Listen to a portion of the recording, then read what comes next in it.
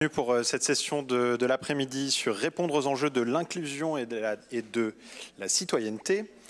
On va commencer en accueillant donc notre grand témoin de cette thématique, l'inclusion numérique et par le numérique, un vecteur de citoyenneté.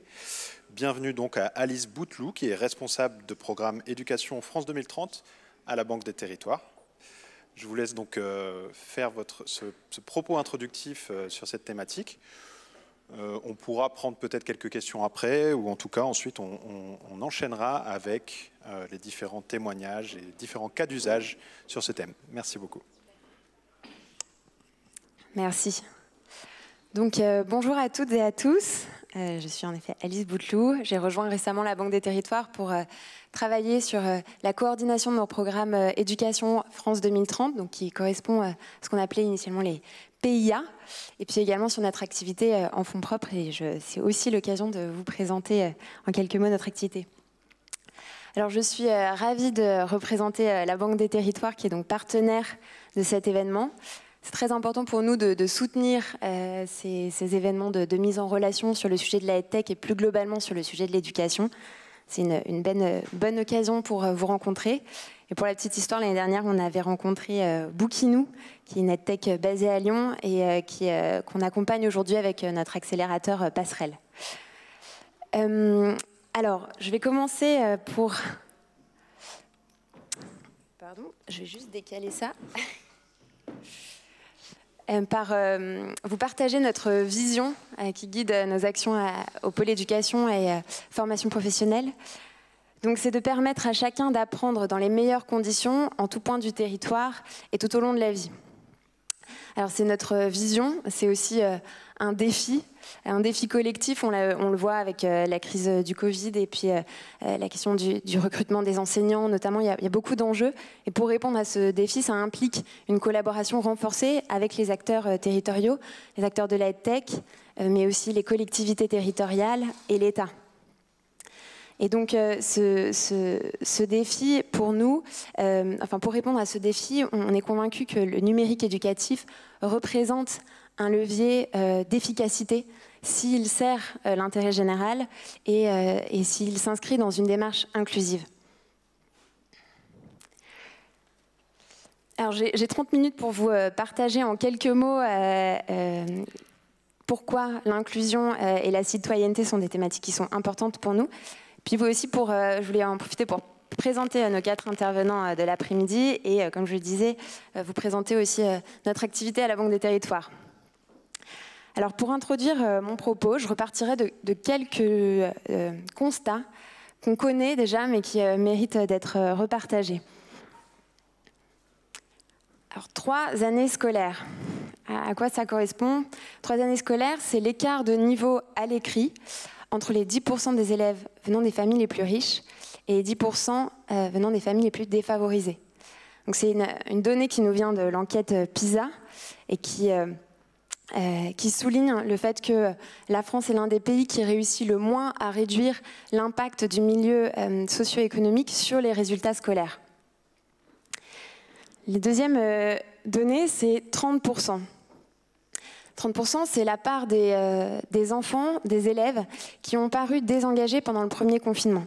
Alors c'est une donnée qui a été collectée via l'enquête de SYNLAB auprès des enseignants, SYNLAB qui s'appelle d'ailleurs aujourd'hui École Humain, et qui a été faite en avril 2020. Donc on peut imaginer que cette donnée est assez sous-estimée, vu que la fermeture des écoles a été prolongée. Et dans plus de la moitié des cas, c'est le manque de matériel et également les mauvaises conditions de travail qui ont été énoncées comme une raison de ce désengagement. Donc ce dernier chiffre démontre, on le sait, les limites du mythe du digital native et la possession d'un smartphone, qui est évidemment une règle commune de plus en plus chez les jeunes, n'implique pas la possession d'un ordinateur et encore moins la capacité à utiliser cet ordinateur à des fins scolaires, voire professionnelles plus tard et administratives. Et par ailleurs, on sait que les inégalités d'usage du numérique varient selon les milieux sociaux. Donc finalement, on a 2 fractures, une fracture sociale et une fracture numérique. Et ce sont 2 fractures qui s'additionnent. Alors pour être sûr, je commence à parler d'inclusion numérique, pour être sûr de parler le même langage, je partage derrière la définition, qui est une définition qui nous est donnée par Emmaüs Connect. L'inclusion numérique, c'est le processus qui vise à rendre le numérique accessible à chaque individu. C'est leur transmettre les compétences numériques qui leur permettront de faire de ces outils un levier d'insertion sociale et économique. Alors sur l'inclusion numérique, on peut agir sur plusieurs leviers, l'équipement, l'accès à Internet, mais aussi et surtout l'accompagnement et la formation. Cette question de l'accompagnement, elle est clé en classe et en dehors de la classe. En classe, ça veut dire équiper les écoles, les élèves, les enseignants, mais aussi les former. Encore un enseignement de la crise du Covid qui nous a montré l'importance l'enjeu d'investir massivement et de façon innovante dans la formation des enseignants. Et puis aussi, en dehors de la classe, on sait que 46% des parents ne se sentent pas aujourd'hui assez accompagnés dans l'encadrement de la pratique numérique de leurs enfants. Donc cette question de l'accompagnement est clé. Alors, à la Banque des Territoires, on sait que les initiatives d'inclusion numérique existent, on sait qu'elles sont nombreuses et on pense qu'il est crucial donc de soutenir leur passage à l'échelle. C'est dans ce cadre-là qu'on a lancé l'appel à projet qui s'appelle Numérique inclusif, numérique éducatif, qui est un projet qui visait à soutenir du coup les projets qui sont sur l'accompagnement pour réduire justement les inégalités scolaires. Il y a 80 projets qui ont été sélectionnés et qui sont aujourd'hui subventionnés et accompagnés, suivis de près. Et donc il y avait deux types de projets, des projets à l'échelle nationale et puis aussi des projets à l'échelle territoriale qui ont vraiment un impact local en répondant à une problématique spécifique. Je vois un peu. Alors nous avons par exemple, pour vous donner une illustration, on a soutenu Break Poverty, l'Institut Break Poverty, qui a un programme qui s'appelle Réussite connectée et qui vise donc à équiper les foyers de l'ASE, de l'aide sociale à l'enfance, et d'accompagner les jeunes. On parle de 200 jeunes qui sont accompagnés avec un mentor pour s'approprier justement ces outils et être acteurs de leur réussite et leur parcours scolaire. Alors, vous l'aurez compris, le numérique éducatif, pour nous, à la Banque des Territoires, c'est donc un numérique inclusif pour réduire les inégalités liées à la fracture numérique, mais pas que, et en priorité chez les plus jeunes. Et le sujet de l'inclusion numérique, plus spécifiquement, on le traite. On a d'ailleurs une représentante de l'équipe inclusion numérique qui est dans la salle. La grande nouvelle, c'est que cette année, on lance un accélérateur qui est dédié sur ce sujet de l'inclusion numérique. Donc un accélérateur à l'échelle nationale. C'est un accélérateur qui est lancé avec le groupe SOS et également avec H7. Alors, en fait, qu'on soit aujourd'hui chez H7, c'est tout à fait une coïncidence, mais c'est un petit clin d'œil au lancement de ce programme. Donc il y aura 2 promotions de 4 entrepreneurs. L'objectif, c'est d'accompagner leur passage à l'échelle pour justement, en les accompagnant avec des ateliers, des masterclass, pour aider les dirigeants à développer des compétences, notamment sur leur modèle de financement, le recrutement de talents, la recherche de financement. Et il y aura donc 2 promotions de 4 entrepreneurs. Donc, il y a un petit calendrier ici. Aujourd'hui, on peut dire que c'est un appel à candidature, mais officiellement, ça s'ouvrira en novembre 2022, enfin, là très prochainement, pour une début de promotion en janvier 2023. Donc on s'adresse ici aux startups, aux associations qui ciblent les collectivités et également les entreprises et qui donc du coup souhaitent passer à l'échelle, comme je disais, pour lutter contre cette fracture numérique. Alors cet après-midi, nous aurons donc 4 intervenants. J'ai mis ici, l'ordre n'est pas forcément respecté, mais quand Magali nous a demandé d'introduire cette session, on a regardé un peu les thématiques et j'ai trouvé intéressant de voir justement les différents angles d'approche autour de l'inclusion. En effet, jusqu'à maintenant, je vous ai parlé d'inclusion via le prisme de l'inclusion numérique. C'est un parti pris, entre guillemets, mais il y a d'autres approches. Les intervenants de cet après-midi nous parleront d'inclusion par le numérique dans sa dimension sociale, notamment sur les sujets de handicap et de décrochage. Alors, quant à la notion de la citoyenneté, on peut dire que finalement cette question de la citoyenneté, elle est très liée à la question de l'inclusion numérique et surtout, et plus globalement, je dirais, à la question de l'inclusion, puisque la maîtrise des compétences numériques, c'est une compétence clé pour être citoyen aujourd'hui, et notamment dans le cadre de la dématérialisation des démarches qu'on connaît tous. D'ailleurs, c'est vraiment aussi un défi de la société d'accompagner les citoyens à devenir autonomes, à prendre confiance et à développer les compétences pour travailler justement, pour toutes ces démarches administratives. Et c'est aussi, je fais une petite parenthèse, l'un des objectifs du dispositif de conseiller numérique France Service, dont la Banque des Territoires, pour lequel la Banque des Territoires agit dans le déploiement. Alors, qu'est-ce que c'est que la citoyenneté? Finalement, c'est une définition non exhaustive, mais on peut dire que la citoyenneté, c'est connaître ses droits, connaître ses devoirs, participer aussi à la démocratie. Et pour ça, ça implique de comprendre le monde qui nous entoure, d'être équipé pour ça, d'avoir une culture générale, une curiosité et puis un sens critique. Et c'est justement, du coup, sur ces sujets que travaille l'Université Montpellier Management et BIMA Media qui nous présenteront. Alors, ces compétences numériques, ce sont des compétences qu'on développe à l'école, et puis aussi tout au long de la vie, qui sont un bagage dans le monde professionnel. Et d'ailleurs, cette éducation aux médias et à l'information, EMI, est rentrée officiellement dans les programmes après être restée un certain temps à l'écart. Mais en tout cas, ça se dynamise. Et c'est bien de voir qu'il y a justement cette continuité entre le scolaire et l'universitaire.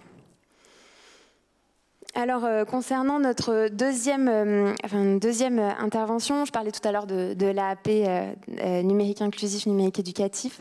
Il y a la Fondation Voltaire qui compte parmi les lauréats et que donc on est ravis de retrouver aujourd'hui à côté de Acto. Alors, la Fondation Voltaire nous présentera son outil sur la démocratisation de la langue des signes française. Je suis curieuse d'en savoir plus. En effet, j'ai appris à l'occasion que, selon un sondage de l'IFOP qui était destiné aux personnes malentendantes, pour 27% des répondants, la difficulté à avoir des interactions sociales représente le principal obstacle pour se sentir pleinement intégré dans la société. Donc le numérique peut être un outil, un levier pour pallier une certaine isolation sociale. Et c'est aussi un enjeu qu'on retrouve vis-à-vis du décrochage. En effet, il y a ce décrochage, c'est un enjeu important aussi en France, puisqu'on estime à 900 000 le nombre de jeunes décrocheurs, c'est-à-dire de gens qui sont sortis du système scolaire sans diplôme et sans emploi. Et là, donc, on a l'école de la deuxième chance de la Loire qui adresse ce sujet et qui nous partagera son expérience. Je pense que l'une des questions, en effet, principales qu'on peut se demander, c'est comment adresser ces publics qui ne rentrent pas dans les standards, comment les réintégrer dans une dynamique d'apprentissage et donc de réinsertion professionnelle. Et enfin, le quatrième intervenant, c'est... pardon, je vois qu'il y a une petite coquille, c'est pas Saône-et-Loire, c'est Loire. Le quatrième intervenant, c'est Rennes Formation, aux côtés de Frélo. Alors, à la Banque des Territoires, on connaît bien Frélo, puisqu'avec l'équipe formation professionnelle qui est présent aussi aujourd'hui, c'est l'une de nos... on est co-investisseurs chez Frélo. Alors, cet outil, il est parti du constat que 96% des enseignants interrogés rencontraient des difficultés face à l'hétérogénéité de leurs élèves, du niveau de leurs élèves. Ce qui peut générer une démotivation ou un décrochage. Et en effet, donc, le numérique peut être un moyen d'adapter les apprentissages et donc faciliter cette progression. Donc, à ce stade, j'espère que vous êtes toujours avec moi, que la digestion n'est pas trop longue. Mais on a donc deux enjeux, ou en tout cas deux thèmes liés à ce sujet de l'inclusion et du numérique. L'inclusion numérique avec les équipements et cet accompagnement, et l'inclusion par le numérique dans sa dimension sociale notamment. Et on peut dire du coup qu'il y a plusieurs conditions autour de ce sujet de l'inclusion numérique pour que ce numérique soit inclusif. C'est qu'il s'adresse prioritairement aux personnes empêchées ou prioritaires, ceux qui ne disposent pas du capital social, économique et culturel, mais également que ce déploiement du numérique et du numérique éducatif s'appuie vraiment sur un accompagnement en prenant en considération ces disparités d'équipement, de maîtrise. Et justement, donc, à la Banque des Territoires, on travaille sur ces thématiques. Alors, avant de vous présenter ce qu'on fait sur le volet éducation, je vais peut-être dire juste quelques mots sur la Banque des Territoires, sur notre action. Super. Donc, la Banque des Territoires, c'est une direction de la Caisse des dépôts. On accompagne, donc un dispositif d'accompagnement et de financement, les collectivités territoriales. On les accompagne dans leur transition énergétique, économique, alimentaire, notamment, pour faire face justement aux défis d'aujourd'hui et redynamiser leur attractivité. Alors plus spécifiquement sur le numérique éducatif, on travaille pour accompagner le développement d'usage du numérique éducatif de qualité pour une école qui soit justement plus innovante et inclusive. Alors pour cela, on a trois métiers, le financement, l'accompagnement, et puis on est aussi opérateur de France 2030. Donc sur cette première dimension du financement, la Banque des Territoires, c'est un investisseur de long terme, un investisseur d'intérêt général. On vise à accompagner et à soutenir les entreprises qui œuvrent pour l'attractivité des territoires, qui ont vraiment aussi cette question de l'impact extra-financier au cœur de leur business et de leur activité. Et puis qui adressent aussi les collectivités, en B2G comme on dit, donc business to government.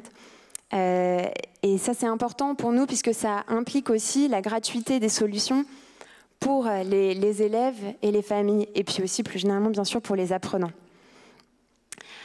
Alors initialement on s'adresse au secteur scolaire, mais aussi périscolaire, universitaire, et on adresse les segments qui ont un impact fort. Donc l'inclusion, le décrochage, j'en parlais tout à l'heure, mais aussi aller chercher les publics dans les zones qui sont plus rurales, plus fracturées, plus isolées, et notamment également les QPV. Alors nous avons 6 participations. C'est pas une représentation exhaustive de notre portefeuille au département de la cohésion sociale et territoriale. Là, c'est juste quelques représentations de nos participations côté éducation. Mais il me semblait intéressant aujourd'hui de vous partager peut-être 2 exemples qui portent justement sur cette question de l'inclusion et de la citoyenneté. Le premier, c'est Moby10.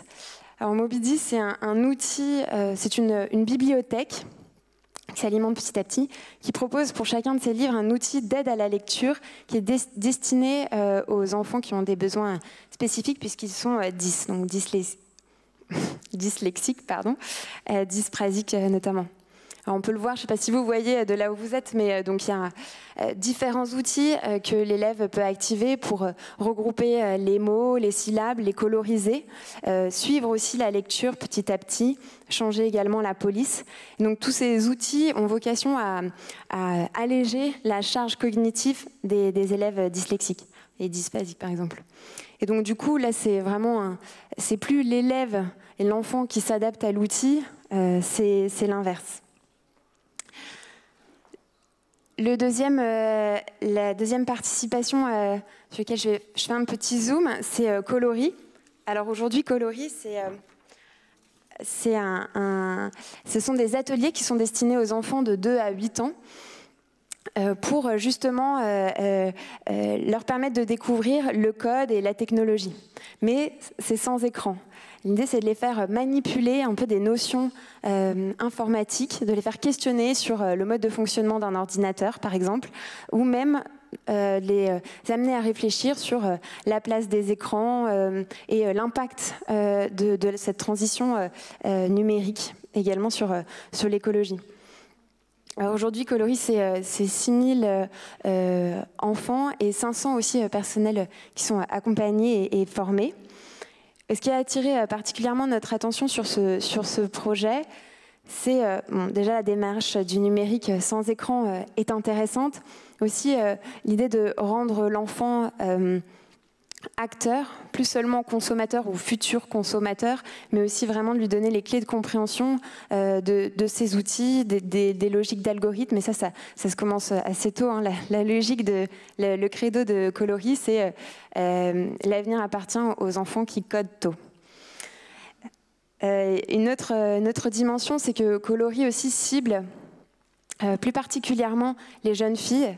Aujourd'hui, c'est un autre sujet de l'inclusion. Aujourd'hui, les jeunes filles, c'est 13% des élèves dans les filières numériques, alors que c'est, il me semble, 80% dans les filières de lettres.